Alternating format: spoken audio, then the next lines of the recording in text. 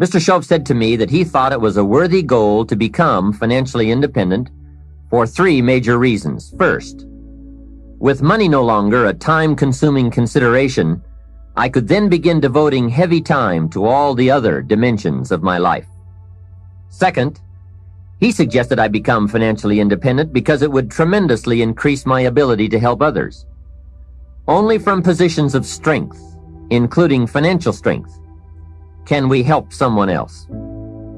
Finally, and most important, he said, I believe it is worthwhile to become financially independent for the sake of developing the person you must become to achieve that goal. What a major secret he taught me. Set a goal to entice you to become the person it takes to achieve it. Reaching the goal is the lesser value. The primary value lies in the person you become by reaching it. You see, it's not the $1 million that's most important. It's what you must do and become in order to be a millionaire. We're all aware that many people feel that we must be careful of focusing on money or affluence or abundance, that in it or in the pursuit of it there is danger. We often hear quoted from the Bible, the love of money is the root of all evil. And I do agree.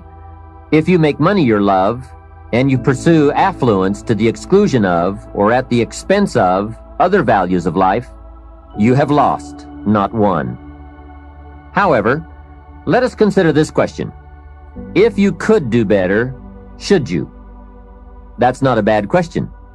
In the time allotted to labor, in the time given to economics, care for family, success, achievement, productivity, the creation of value, the development of skills and creativity, if you could do better, should you? I think that one of the greatest satisfactions of living life to the fullest is doing the best you can with whatever you have. Doing less than your best has ways of eroding the psyche. We seem to be creatures of enterprise. Surely it is the reason for the seasons. The soil and the sun and the rain and the seed all say, what can you do with us? The seasons say, do you have the genius to make something unique of us? Life says, here's the raw material. What splendid things can you produce from all there is? So, go for high productivity, the full employment of your genius, the full development of your potential in all areas of your life, including earning money. That is the essence of life. Truly sophisticated people know it isn't the amount that counts. It's doing all that you can with all you've got that counts. With that background, let me recommend a book for you to read. The title is The Richest Man in Babylon by George Clason. Perhaps you've already read it. I would suggest that you read it again. It's just a small book. You can read it in one evening. I call it the appetizer for the full discourse on the subject of financial independence. Now, let me give you the major theme of the book. The major theme is that what you do with what you have is more important than what you have. What you do with what you get is more important than what you get. What we do with what we have says so much about us. It reveals our philosophy of life, our attitude, what we know, and what we think, and the makeup of our character. It is a reflection of what is going on inside of our head and within our value system and decision-making process. It also reveals our ability to weigh and to perceive. The outer is always a reflection of the inner. It is an indication, a reading, a revealing. It speaks, it tells, it shows. Remember that key phrase I gave you earlier?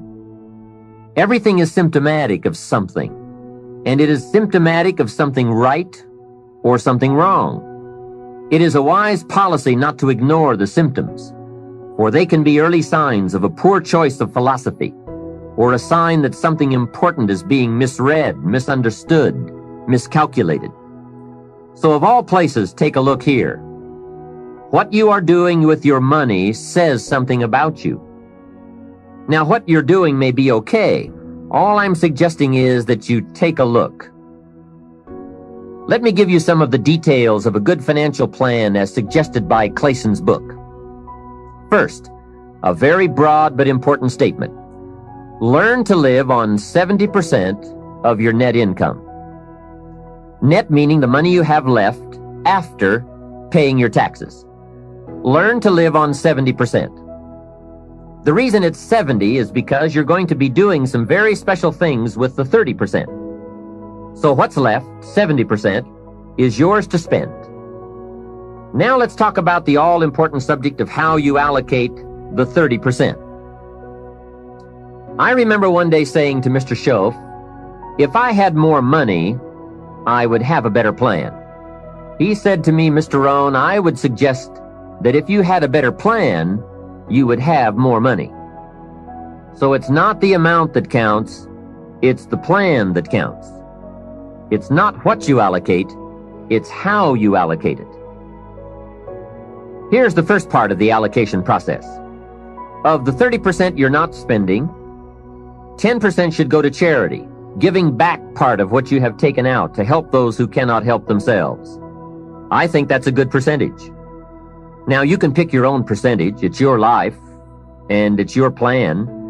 But giving your money to a church or to an institution is a good idea. More often than not, they can find the people who are in need. But whether you administer it yourself or give it to an institution to distribute, 10% should be given to charity. And by the way, the best time to teach this allocation process is when a child gets his first dollar. Take him on a visual tour. There's nothing better than visual to illustrate what you're trying to teach. Take him to where some very unfortunate people live who cannot take care of themselves. Kids have big hearts. If they see the problem, they won't have any trouble giving a dime out of every dollar. And one more thing. The time to start this is when the amounts are small. It's pretty easy to flip a dime out of a dollar, and it's a little more difficult to give away 100,000 out of a million. You say, oh, if I had 1,000,000, I'd give 100,000. I'm not so sure. That's a lot of money. Best we start you early, so you will have the habit before the big money comes your way. Now, here is what to do with the next 10%. Set aside 10% for capital you manage. That is, capital you find ways to utilize. Do some buying and selling yourself. Buy something, fix it, and sell it. Engage in commerce, even if it's only a part-time venture. Your home is a major capital project. In my opinion, we should all engage in capitalism in this country. And again, remember this thought. The best time to teach capitalism is when a child is old enough to be stimulated by ideas for goods and services. Kids learn the concept of performing services in exchange for capital early, right? They mow the lawn, help in the house, earn an allowance. But take it a step beyond that, as soon as possible. They will pick it up fast. Kids ought to have 2 bicycles, one to ride and one to rent. It doesn't take much to be in business. It doesn't take $1 million. And the same business principles apply whether it is a bicycle business or General Motors. Show kids how to buy a bottle of soap for $2 and sell it for $3. Right in the neighborhood. It's called capitalism in action. Profits, products, and services brought to the marketplace. It is most exciting once you understand the mechanics and the dynamics. It's the stuff of which fortunes are made. And teach kids the advantage of being kids. Some people will buy from you just because you're little. So you must get on with it. You won't be little forever. So Johnny goes a few doors down from your home in the neighborhood and knocks on a door. Mrs. Jones answers, and Johnny says, Mrs. Jones, I have this bottle of soap. It is the best there is. My mother uses it, and lots of people I know wouldn't use anything else. You should really have some. It only costs $3, and I'm your neighbor, so I can take care of you. And besides, I'm little. There, isn't that simple? Commerce in action. Capitalism at its foundation.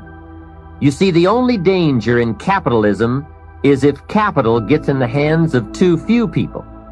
As long as it is in the hands of the many, it is a dynamic force for profitable and exciting enterprise. Back to our story.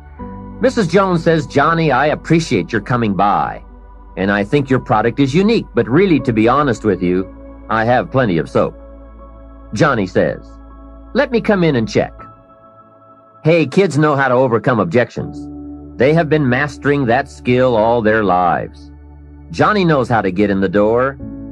Mrs. Jones says, "You've got me. I'll be a customer."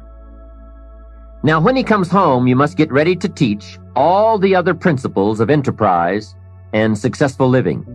The two should go together. First, Johnny says, "I've got $3 to spend," and you point out the obvious. If you spend all $3, you will be out of business. He says, "I can see that." Then you explain, you must set aside $2 to invest in another bottle of soap. You can't spend your capital. Capital must be carefully preserved. What would you think of a farmer who ate his seed corn? Dumb farmer, right? So capital must be defended. It is your only chance for another harvest. Now here's another thought for your notes. Make sure you turn part of your income into capital. I would suggest 10%. And use that 10% yourself to give your own skill a chance to do something remarkable in the marketplace. No telling what genius lies, unused, waiting for the spark of opportunity. It is part of the path of fortune. Use this thought. Why not work full-time on your job and part-time on your fortune? You can, you know. It's up to you. And you can't believe the feelings every day when you can honestly say, "I'm working to become wealthy. I'm not just working to pay my bills." It makes a different kind of day. You will find it hard to go to bed at night and exciting to get out of bed in the morning. Remember, it's the same day, the same opportunity, the same you, but it is a greatly different life working to become wealthy or working to get by. Now here is the next principle to teach. Johnny says, "Okay, I'll set aside $2 so I can stay in business and continue to make $1 profit. But I get to spend the $1, right?" Now comes a most important opportunity. You must explain that if he spends that whole dollar, he will wind up broke and unhappy. And then take him on another visual tour to some part of town where he can get a good look at people who spend all they make and are broke and unhappy, and say, "Do you want to live like this?" He will say, "No." Then you say, "All right then, you can't spend the whole dollar." He says, "Well then, tell me what to do with it." And with that open door comes the obvious opportunity to teach all the principles of wealth and happiness and lifestyle. One of the major factors that affects your life, all your life, is what you do with your money. So here's what you do. First, pay your taxes, right? Next comes the 10 cents for charity, which we have already covered. Johnny says, "Oh yes, here is a dime for those who cannot help themselves. Now I can spend the rest." Answer, no. You will wind up broke and unhappy. He says, "Okay, what now?" And now comes another major life lesson. The next 10 cents out of every dollar of wages or profit is for the increase of capital you manage. Set aside 10 cents out of every dollar profit so that someday you can buy 2 bottles of soap instead of 1. I'm sure Johnny will catch on to that one right away. He says, "Of course. If you buy 2 bottles instead of 1, you save yourself a trip." How clever. And the next point you teach is that some companies will sell you 2 bottles cheaper than if you buy just 1 bottle at a time. They sell you 1 bottle for $2 and 2 bottles for $3.80. Johnny says, "Wow, then when I sell it, I can make even more money." How clever. It's true, everybody benefits from the increase of capital. The company gets to sell 2 bottles at one time. You save a trip and some costs, and you can keep some of the saving or pass along some of it to Mrs. Jones, your customer. Let's review so far. First, pay taxes. Next, 10 cents for charity, and 10 cents for capital you manage, and for the increase of that capital out of every dollar of wages or profits. Now, here's the third 10 cents from every dollar, and that is capital you provide. Take 10 cents out of every dollar and put it in a financial institution. And now we have come to a major benefit for all of us if you bring this 10% of your earnings to the marketplace. You see, some projects in our society need more capital than one person can provide. So we have a system whereby all of us can loan or invest our money in capital provided, so that large businesses can be built to provide more jobs and products and service and help create an even more dynamic society. So 10 cents out of every dollar should go into a savings account. I really prefer to call it an investment account because, and kids will love this, they pay you for the use of your money. You can get back the money you loaned, and you will have more profit from what you are paid for the use of your money. And be sure that you teach this, that if kids start this program from whatever they earn on a job, or in engaging in enterprise, or both, while they are in their teens, by the time they are 40, they will be wealthy enough to be able to do what they want to do the rest of their lives, instead of all their lives doing what they have to do. Now, from your teenage years, it could take a much shorter period of time to become financially independent, depending on what ideas and opportunities you take advantage of. A 10-year-old takes $1, searches around the community and finds a broken, abandoned wagon, pays $1 for it, brings it home, cleans it up, sands off the rust, paints it till it's shiny and new, straightens out the wheel, and sells the like-new wagon for $11. You ask, does a 10-year-old deserve $10 profit? And the answer is, of course. Society now has a mended wagon. And that's what it's all about. Find something and leave it better than you found it. Create a value. Build an equity. It's how we build this most dynamic society called America. Just try it. Just try it. You can always go back to the old way. But if you just try it, I predict you will be so excited about your new commitment and discipline for wealth that you will never turn back. What we're seeing here is that wealth is a matter of allocation, not opportunity, especially in this country. There are subtleties on both sides of any issue of health and sickness, the issues of success and failure. It is the subtleties that determine the direction and the destination.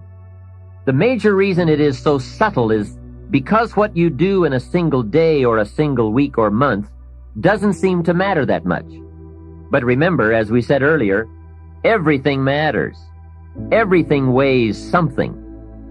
Sophisticated people never say, it doesn't matter. If you spend or invest $5 today, it doesn't seem to matter much either way. You seem to be no richer or poorer at the end of the day. But it does make all the difference in the world as you save $5 every day, and the days accumulate into weeks and into months and into years. You see, it's the accumulated total of the allocation of each day that makes all the difference in the world, whether you become rich or poor, healthy or ill, successful or mediocre. Now back to Johnny. He is going to ask about his investment account, where he's putting 10 cents out of every dollar. What kind of interest do they pay kids? So you give him the blockbuster, same as adults. That will be almost unbelievable. At last he can be treated like an adult, getting that adult interest when you're only a kid. And one added note, just by working this part of the financial independence plan alone, by putting aside less than $200 a month, will make you a millionaire in 30 years. Remember, it's called the subtlety of wealth or poverty. What you do in one day doesn't seem to matter. But as all sophisticated kids and adults know, it is the accumulated days of proper allocation of your money that makes you wealthy. It is using the ideas we're discussing, coupled with the passing of a little time, that creates fortunes. Now, the passing of time is automatic, but using the ideas is a matter of your own discipline. Whether you want to or not, or whether you care or not, bottom line, It's all up to you. Let me give you the definition of rich and poor. It is brief, but I'm sure you will.